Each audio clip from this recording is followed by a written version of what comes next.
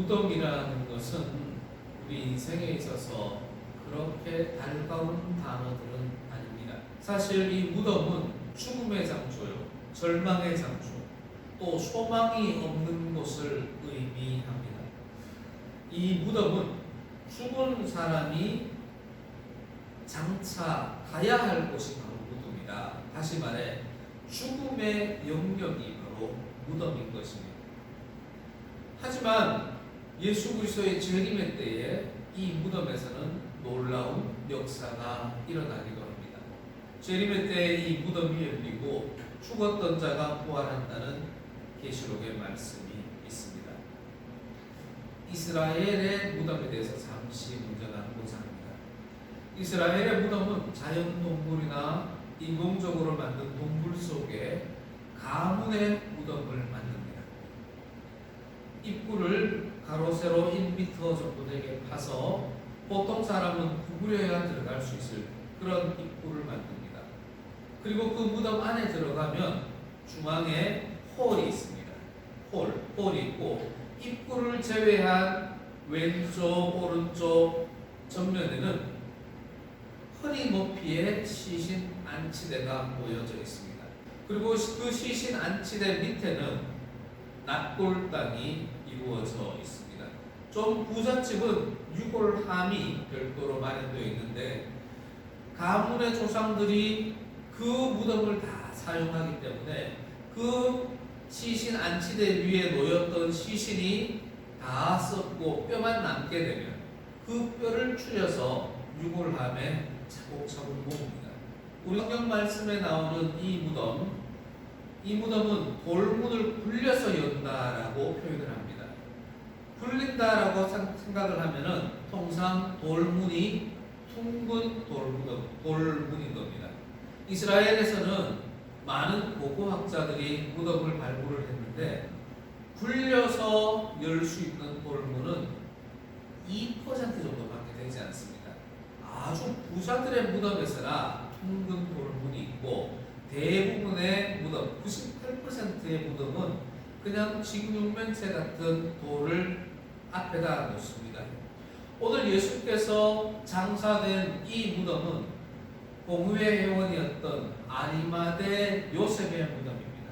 그러니 상당히 부자가 자기를 위해 예비했던 무덤입니다. 그래서 돌문이 굴릴 수 있는 돌문이었고 시체 안치대도 깔끔하게 잘 완비되어 있는 아주 좋은 무덤이었습니다.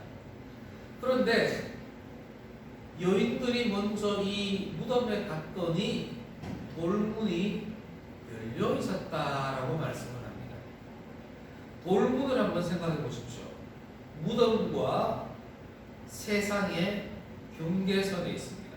다시 말해서 죽음과 삶의 경계선에서 돌문이 중심을 잡아주고 있습니다. 그런데 그 돌문이 신적 본능에 의해 지금 열려 있는 겁니다.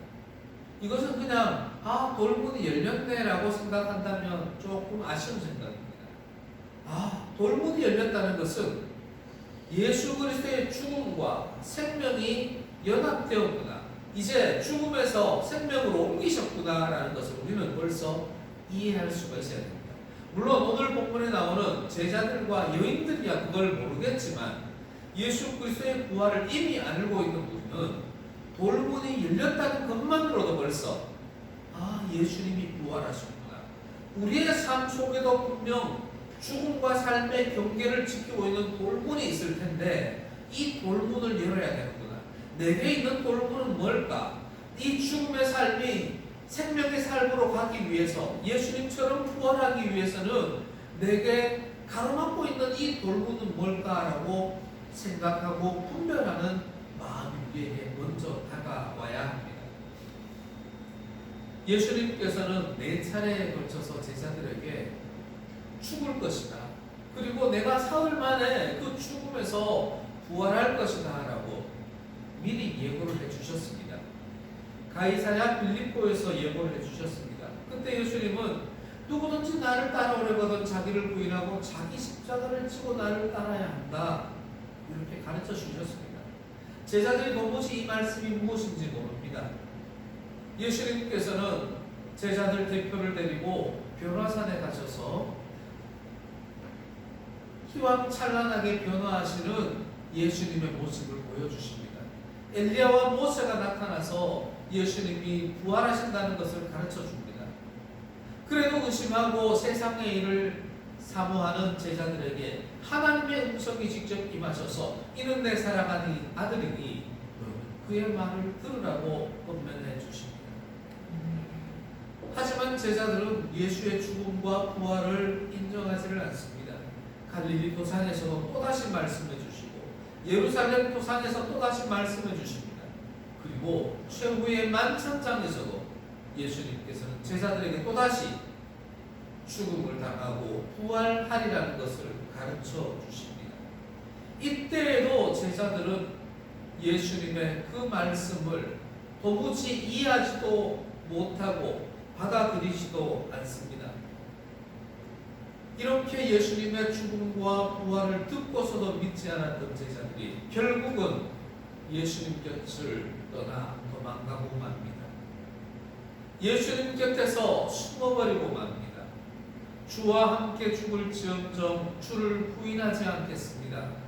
모든 사람들이 다 예수님을 버릴지라도 나는 그리하지 않겠습니다 맹세했던 제자들이 예수님이 체포되실 때 모두가 도망가 버리고 맙니다. 예수님께서 대제사장에게 신문 받을 때 모두가 부인하고 숨어버리고 맙니다. 구레네 사람 시몬이 예수님의 십자가를 대신 지고 골고다를 향해 올라갈 때에도 제자들은 예수님 곁에 나타나지 않고 숨어버리고 맙니다. 예수께서 십자가에 못 박혀 죽으실 때에도 제자들은 모두가 도망가버리고 맙니다. 아리마대 요셉이 자신이 예비한 무덤에 예수님의 시신을 장사할 때에도 제자들 어느 누구 하나 나타나지를 않습니다. 나는 그리하지 않겠습니다라고 맹세했던 제자들은 모두가 그렇게 도망가버리고 숨어버리고 말았습니다. 이렇게 모든 것이 끝나버렸다면 너무나 안타까운 일일 겁니다. 예수님 곁에서 도망가버리고 숨어버린 12명의 제자들을 대신해서 예수님 곁을 지켰던 사람들이 있었는데 그들은 바로 여인들이었습니다. 금요일 예수님이 십자가에 못 박혀 죽으시고 안식일을 지나고 주일 이른 아침에 시체에 향유를 바르기 위해 향유를 가지고 예수님의 시체가 안치된 예수님이 장사된 아리마대 요셉 소유의 무덤으로 나아갑니다. 저 멀리 무덤을 보고 나아가는데 가까이 다가갈수록 이상한 것이 보입니다. 가까이 가보니 돌문이 열려 있습니다. 여인들은 예수님이 없어진 것을 확인을 합니다. 그리고는 베드로와 요한을 찾아가서 이야기합니다. 무덤 안에 예수의 시체가 없어졌습니다. 사람들이 주님을 무덤에서 가져다가 어디로 숨겼는지 우리가 찾지를 못했습니다. 어찌하면 좋겠습니까? 난리가 났습니다. 베드로와 요한이 여인들의 말을 듣고 무덤으로 달려갑니다. 사실 베드로와 요한이 이쯤 와서 무덤문이 열려있고 시체가 없었다는 소리를 들었다면 어떻게 해야 되겠습니까? 4번이나 죽음과 부활에 대하여 들었지 않습니까? 예수님의 수많은 기적들을 옆에서 체험하지 않았습니까? 베드로 자신은 예수님을 믿고 몇 발짝이지만 물 위를 걸었던 사람 아닙니까? 오병이어의 기적에서 광주리에서 떡과 생선을 나누어 줬던 체험을 했던 사람들이 바로 이 베드로와 요한이 아닙니까? 그렇다면 예수님이 정말 부활하셨구나 이렇게 믿어야 되는 건 아니겠습니까? 오늘이 사흘째인데 예수님이 금요일날 돌아가시고 금토일 이 안식 후 첫날 아침 3일째 되는 날 부활하신다고 하셨는데 정말 부활하셨구나 이렇게 믿어야 되는 것이 아니겠습니까? 그런데 이 제자들은 도무지가 예수님의 부활에 대하여 생각조차 하지를 않습니다. 어떻게 사람이 죽었다가 부활해? 세상의 기준으로, 세상의 관점으로, 사람의 기준으로 모든 것을 판단합니다. 오히려 무덤이 비었네. 예수님의 시체가 어디 갔지? 우리 동료들 중에는 아무도 예수님의 시체를 가져가지 않았는데 로마 병정들이 태워버렸나? 예수님의 시체가 왜 없지? 한 분도 예수님의 부활에 대하여 기대를 하지 못하고 이 두 제자는 각자가 자기의 집으로 돌아가 버립니다. 예수님의 십자가 없어졌다면 예수님 부활하셨구나. 다른 제자들에게 빨리 연락해서 예수님 부활하셨다. 사흘 만에 부활하신다고 하셨는데 오늘 사흘째 아니냐. 내가 이렇게 해서 아침에 가보니 예수님의 십자가 없어졌다. 부활하신 데 틀림없다. 이렇게 해야 할 텐데 베드로와 요한은 예수님의 십체가 없어졌은 것을 보고도 자기 삶으로 되돌아가고 맙니다. 예수님의 12제자, 가장 사랑받던 제자 요한과 리더격인 베드로가 이렇게 예수님의 부활을 외면하고 자기의 삶으로, 자기의 집으로 돌아가 버렸을 때 그 무덤 앞에서 울며 예수님을 그리워하는 여인들이 있었습니다. 그 중에 막달라 마리아 한 여인이 끝까지나마 예수님을 그리워하며 슬피 웁니다. 그리고 그는 다시 한번 무덤 문 속으로 머리를 들여다봅니다.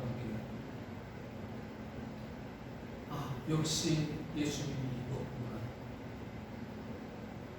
몸을 돌이켜 뒤를 돌아보는 순간 그곳에 누군가가 서 있습니다. 막달라 마리아는 말씀을 듣고 그가 예수님이라는 것을 알게 됩니다. 12제자라고 인정받았던 베드로와 요한이 무덤 앞에서 자기의 삶으로 돌아가 버려 부활하신 예수님을 못 만났는데 막달라 마리아는 그곳에서 예수님을 만납니다.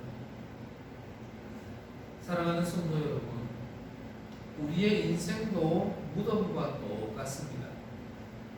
인생은 태어나면서부터 무덤을 향하여 달려가는 존재입니다. 열심히 살아가지요.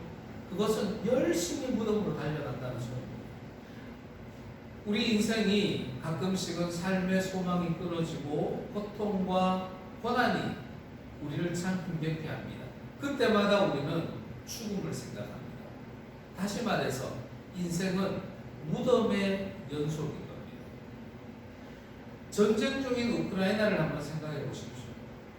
그들은 그 자체가 죽음의 공간이고 그 자체가 무덤입니다. 실제로 시체들이 길거리에 막 쏟아져 나와 있습니다. 시체가 있다고 해서 무덤이다 아니다라는 것이 아니라 이 인생사 자체가 무덤이라는 것을 이야기를 합니다. 우리 한국 사람들도 죽고 싶다는 말을 참 잘합니다. 그만큼 죽음과 무덤에 가까이 다가가 있다는 의미입니다. 우리 인생이 바로 죽음이고 우리 인생이 바로 무덤이고 무덤 앞에 있는 것이 바로 우리 인생입니다. 감사한 것은 이 무덤 앞에 예수님이 계신다는 겁니다. 막달라 마리아가 부활하신 예수님을 처음 만난 곳은 예루살렘 초대교회 성도들이 있던 그곳이 아닙니다. 막달라 마리아가 예수님을 처음 만난 곳은 절망의 순간에, 낙심의 순간에 바로 죽음이 있던 그 무덤 앞이었습니다. 살 소망이 끊어지고 끝이라고 생각되는 그곳에 천국의 통로가 되시는 예수 그리스도가 그곳에 계셨습니다. 그런데 무덤에서 부활하신 예수님을 인생의 눈으로, 육안으로는 바로 볼 수가 없습니다.